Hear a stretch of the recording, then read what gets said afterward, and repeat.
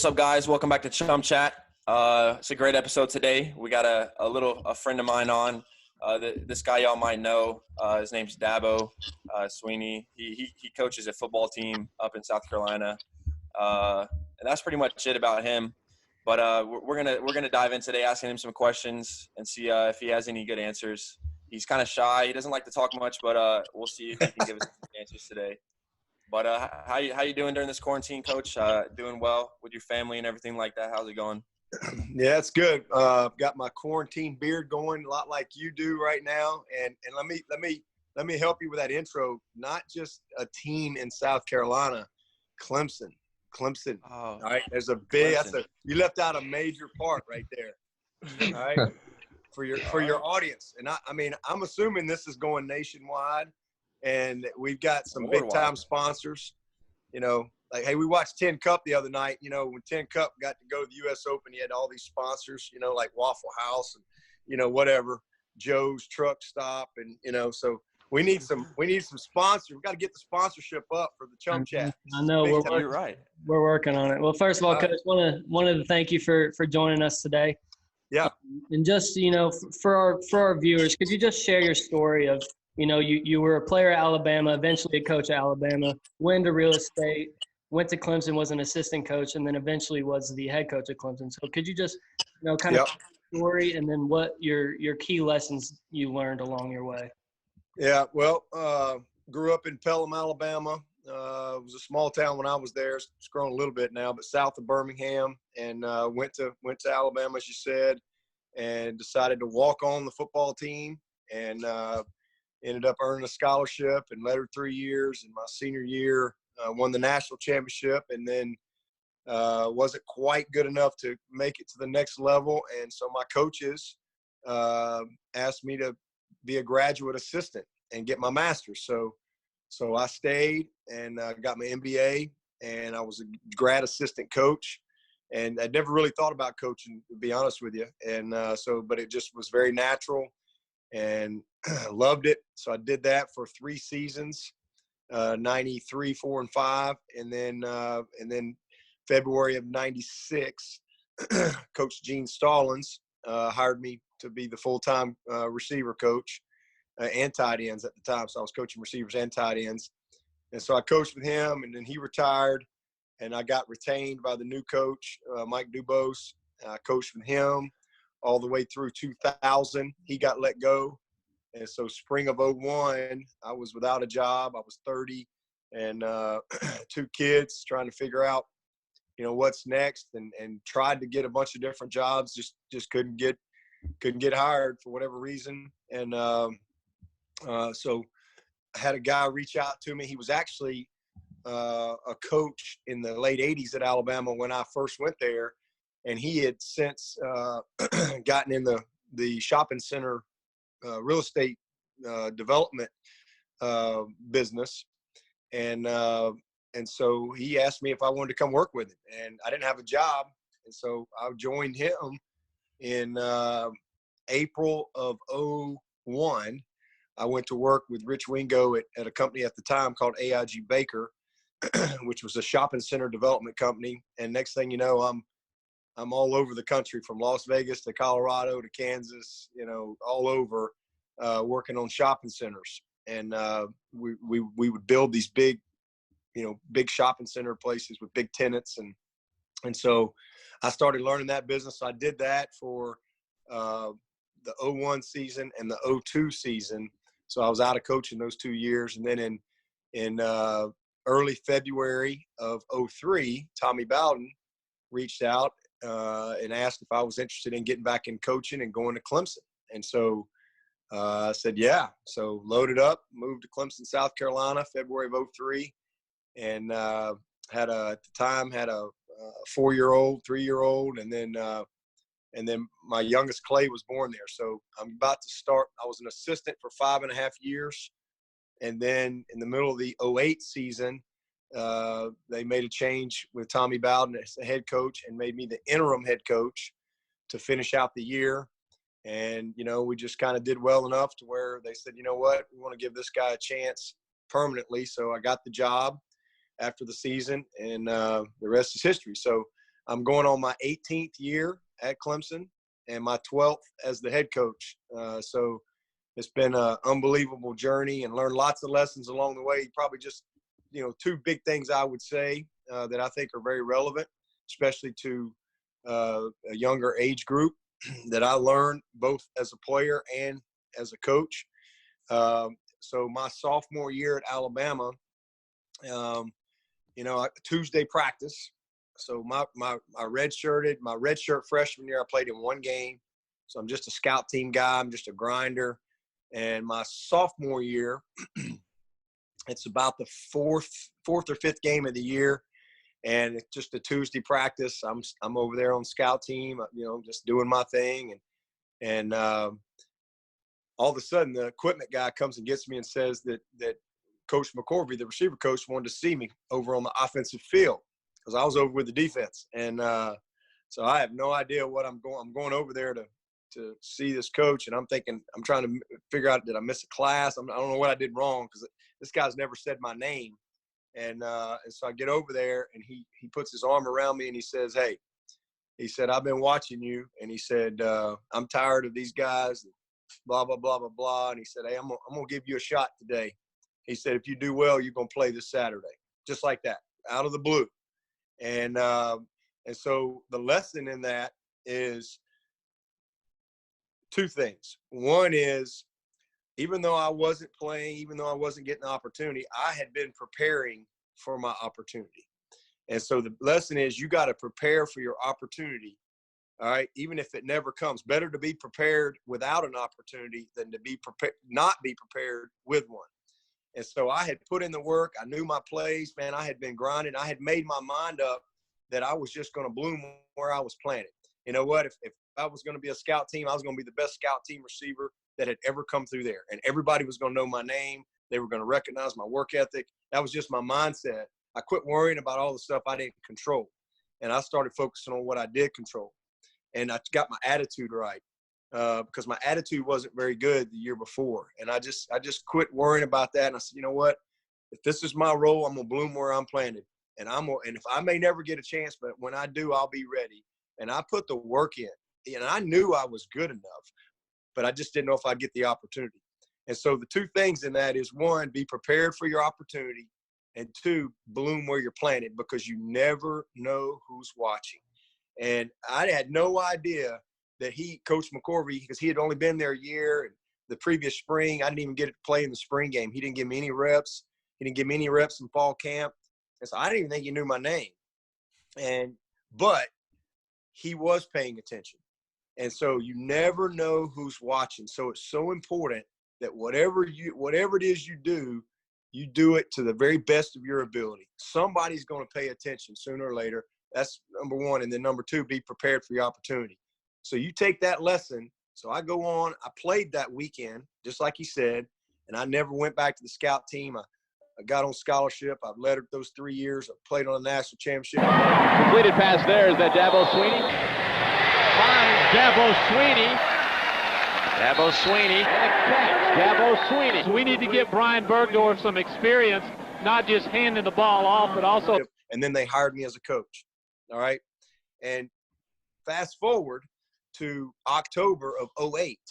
So now that was in 1990.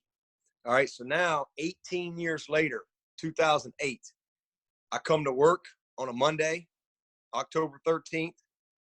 We're playing Georgia Tech that weekend. Middle of the season, we're 3-3. All right. People were mad. It wasn't a very good environment at the time. And we had a staff meeting that morning at 7 a.m. And I actually had the devotion. It was my day to kind of do the devotion that morning. And we go on about our business.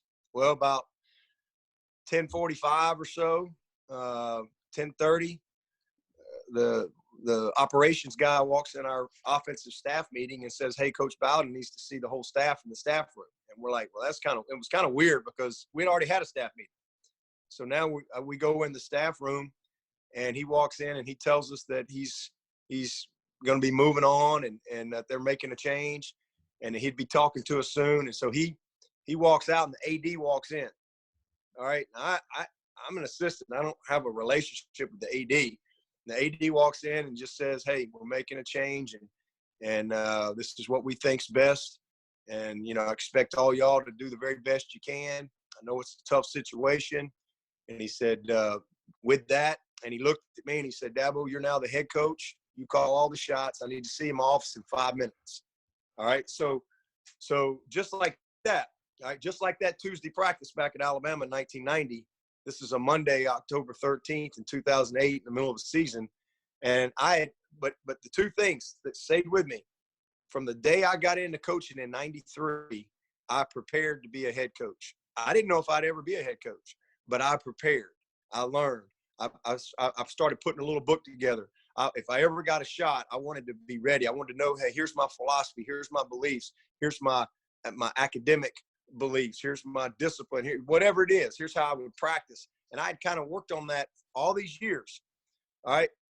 So, but the second part is when I go down to meet with this man in his office, I walk in and I'm thinking he's going to tell me, hey, do the best you can. I'll try to keep you, or I'll try to get the next guy to keep you or whatever. And, blah, blah, blah. I walk in, I sit down in his office and he looks at me and he says, "Dabo, I want you to be the head coach for the next 7 weeks. I don't want you to be the interim."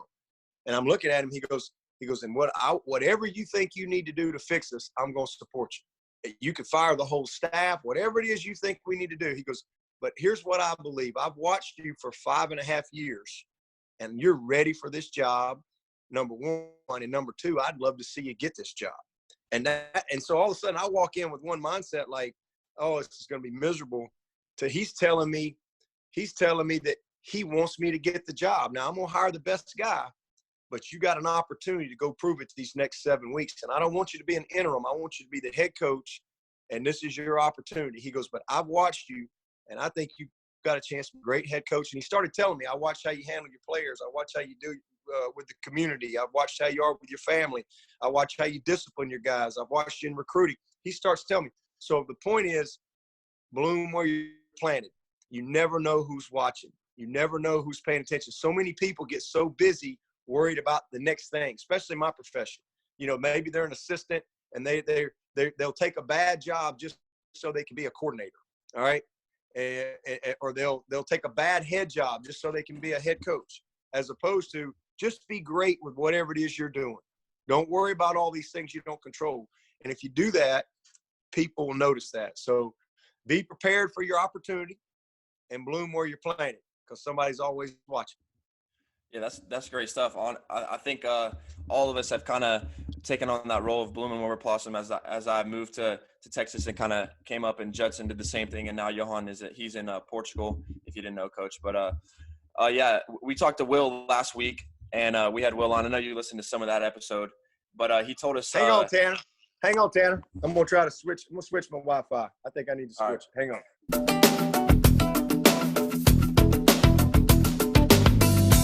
All right, I got you, Tanner. All right. So we talked to Will last week about a bunch of things. I know you listened to the episode or some of it. He told me to mention about the Discover credit card and the loan that you received last minute. Could you tell us that story? He said it was a good one. Could you just tell us that story to kind of help us understand? Yeah. So it's pretty crazy. So fall of '89. All right. So I went to Alabama in the fall of '88 with Pell Grants and student loans. I had no money, no one to help me. But I got a full Pell Grant and I took out student loans. And so I went to school fall of '88, and my wife, Kathleen, so she was a year behind me. So fall of '89, she's now coming to Tuscaloosa, and I'm in training camp. I'm in two-a-days. And at the time, I had deferred my tuition. I was waiting to get my Pell Grant money and all my loan money. But back in those days, and even today, it's different. But back then, I had to physically get. I used my dad's taxes because he really had no income, and so that allowed me to get the most money. So, and it took me forever to get his tax returns from him. So I was late putting in my application for my Pell Grant and all my stuff. So anyway, we go through two-a-days, and it's like 2 days. It's like 2 days before school starts. And back in those days, you had to actually go over to the Coliseum, the basketball Coliseum, and you had to get in a line. Like if you were letter S, you'd go to that line and your last name, and you would stand there and you would have to meet with a person, and they would apply your financial aid and give you your schedule. That's when you could get your schedule and all that stuff. And so I've been through all these 2-a-days, and I get over there and I wait in line to get my schedule, and I get up there to get my financial aid, because my financial aid is what's paying for my school, between my student loan and my Pell Grant. And so I get up there, and the lady looks at me and she says, well, I don't show any financial aid. And I said, what are you talking about? I said, I have financial aid. I had it last year. I got it. And as it turned out, we had gotten it in late, and it had not been processed far enough to where they could see it. And so the lady looks at me, I'll never forget it. And I was 2 months behind on my rent with my landlord, Mr. Cotton, but he was a good guy, and he knew I was getting my money on this day, and I was going to come pay it. And so the lady looks at me and she says, I'm sorry. She said, listen, the only thing that I can offer you is, you've got to at least pay half your tuition by tomorrow, or your schedule's canceled. You can pay, and so now I don't have half my tuition, even though the tuition was only like $1,150 a semester back in those days, for just tuition. And so I needed about $550, $600, like right then. And I didn't have that. And I'm like, I might as well have been $6 million. And so I just remember going back to my apartment. I was tired. I'd been through 2 weeks, 2-a-days. Cass in town. She's getting ready to enter school. She's doing, and I'm just kind of, man, I just remember calling my mom. She was working at a mall back in Birmingham, and I told her what was going on. And I mean, she cried, I cried. And I just said, you know what? The one thing that I've always felt like in life is that we got control of our attitude.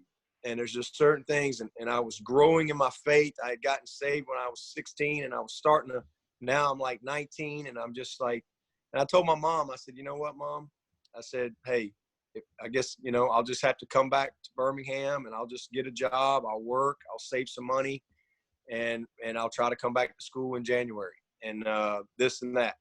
And I just kind of hung up the phone with her, prayed about it, and just kind of just like, this is just what my reality is. This is what it is. I'm just not going to be able to play this year. I'm just going to have to go home and work. And so I get up after I sat there for a few minutes, and I just decided to walk out to our mailbox. I was in a little apartment. We had these little central mailbox area with a little key, and I opened up my little mailbox thing. And I pulled out all the paper in there, and there was pizza coupons and all kind of crap in there. And I just came in my apartment, threw it down, and it's just junk mail. But there was one envelope, and it had Discover on the top of the envelope. And so I open it up, and I remember this is 1989. All right, so I opened up the envelope, and it was a letter. It was a typed letter, and then at the bottom of the letter, it was 2 checks, like perforated checks, 2 checks attached to the letter. And so I open up the letter, and it just says, hey, congratulations, blah, blah, blah, blah, blah. And it says, we've started a new program here at Discover. We've started a new program called Discover Checks.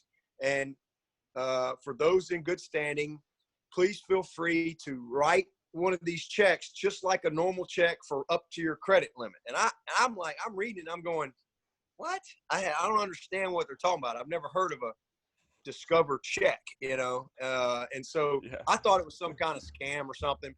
And it said, if you have any questions, call 1-800-DISCOVER.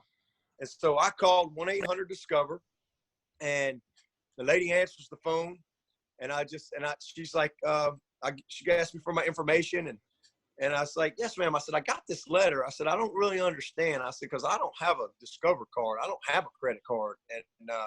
And she goes, well, give me your name and number. So I give her all my stuff.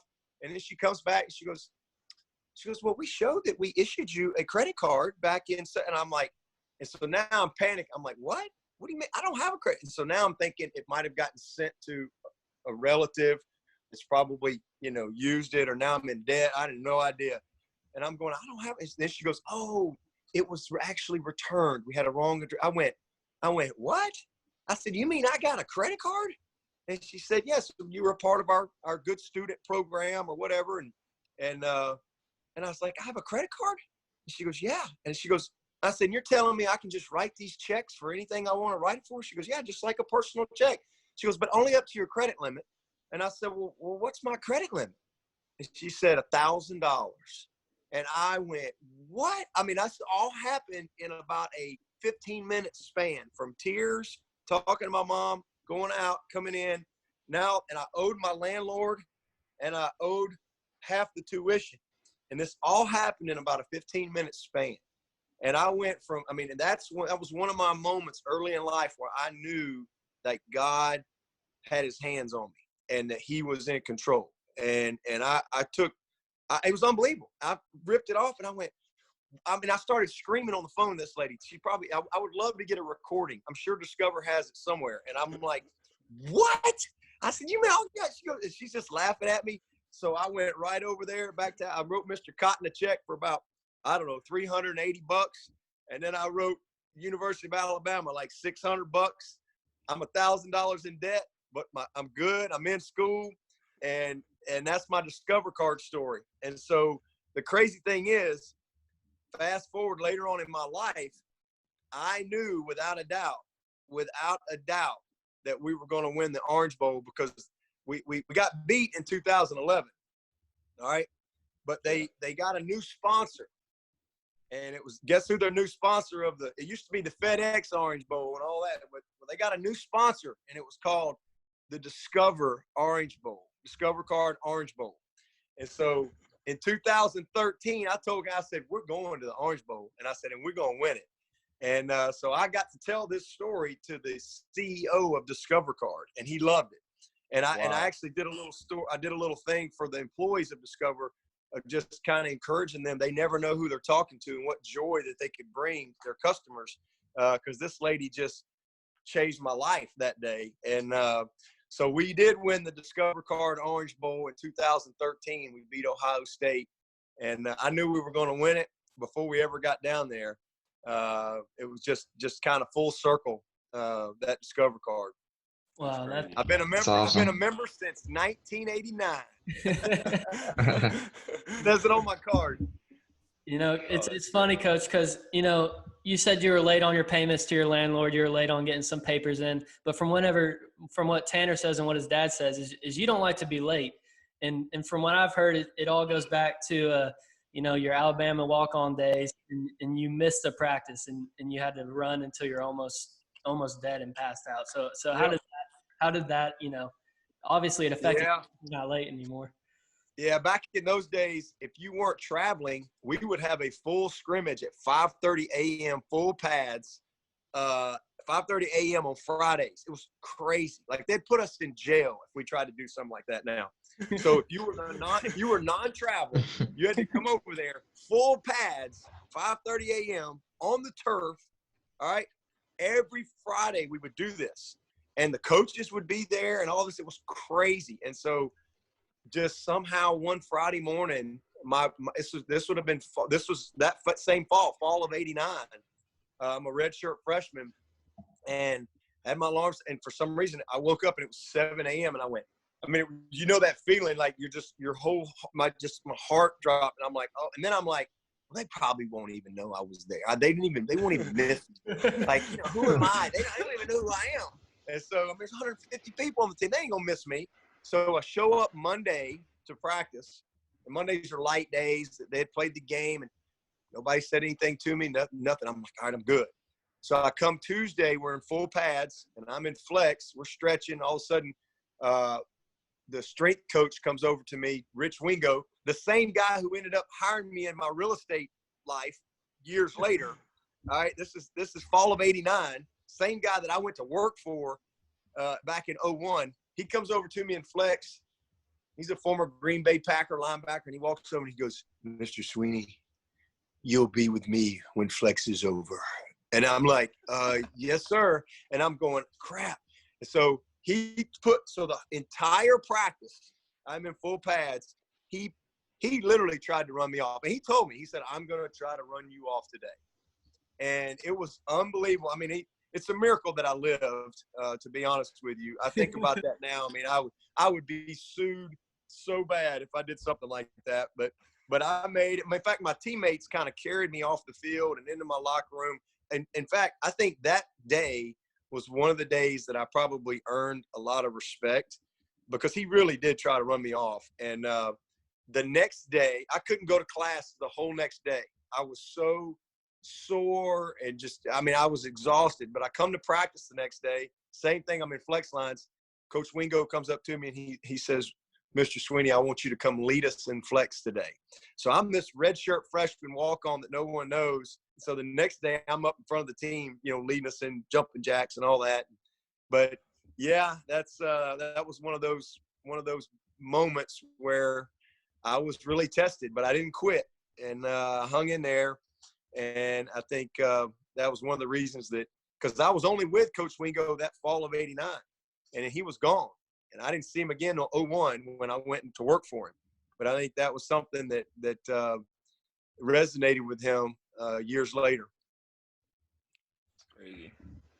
Yeah, so I want to go ahead and change the subject a little bit, talking about kind of how you are and your fame, obviously. So a lot of people see how famous you are and kind of how you're a role model for people, and that's something that they want to do. Everyone wants to be famous, obviously, but a lot of people don't know the downsides that come with that. So for you, are there downsides? Is it maybe the travel, spending time with your family, or the constant scrutiny, or what do you think about that?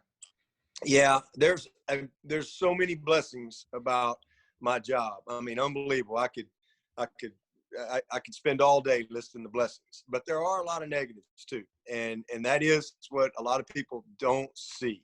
I always say it's, everybody sees game day and all these type of things and wins, but man, it's so much more than that. I mean, the amount of work that it takes, the amount of time, there is, even though I feel like we have a good balance with our families, and that's the environment that I try to create there at Clemson. But it was a grind to get to this point. But I would say the biggest thing is just constant criticism. When you have a platform, when you have had so-called success in a lot of people's eyes, a lot of scrutiny comes with that, and a lot of criticism. And so, you got to have thick skin, man. It doesn't matter. Listen, there's going to be people. It doesn't matter what you do, what you say. They're going to hate you. They're not going to like you. It doesn't matter. It just doesn't matter. And so you have to accept that and not let that steal your joy. But I mean, every word you say is going to be magnified. And so I look at that as a positive. It's a negative in that there's that aspect of it, just constant criticism, constant manipulation of your words or the intent of your words and so forth. It's just constant. But I also look at that as a blessing, because that you have an opportunity with your platform to use it in a positive way. And so that's what I try to do. But that's probably one of the biggest negatives, is just just the unwarranted criticism. And then what time a lot of people they may ask you a question and you try to answer it in an honest, transparent way, and they don't like your answer, so then they will blast you for your answer. And even you just tried to be honest, and so, or they will attach their agenda to what you wanted to say. So there's some negatives. But listen, I love my job. I love what I do. I love competing. It's the next best thing to playing, what I get a chance to do. Because I couldn't play anymore, and I still love being a part of a team. I still love to compete. I felt like I had a lot of knowledge that I could give and offer and help. That's what helped me be a good player. And I don't know, coaching kind of gave me clarity of life, if you will. It made me make sense of my life. And so, I love it. Wouldn't want to do anything else. But there's way, way, way more good than bad. And when I got into coaching, I didn't get into coaching to make money. That's the other thing. I made a very clear decision when I got into coaching in 90. Coaches didn't make hardly any money. And my mindset was, hey, my wife's a school teacher. I'm going to coach football. It's what I want to do. It's what I love to do. We'll make a good living. But, I never in a million years dreamed that one day I would, have the financial blessings that I've been able to have. But that's what I tell people, though. Listen, just do what you love, man. Do what you're passionate about. And all those things will take care of themselves.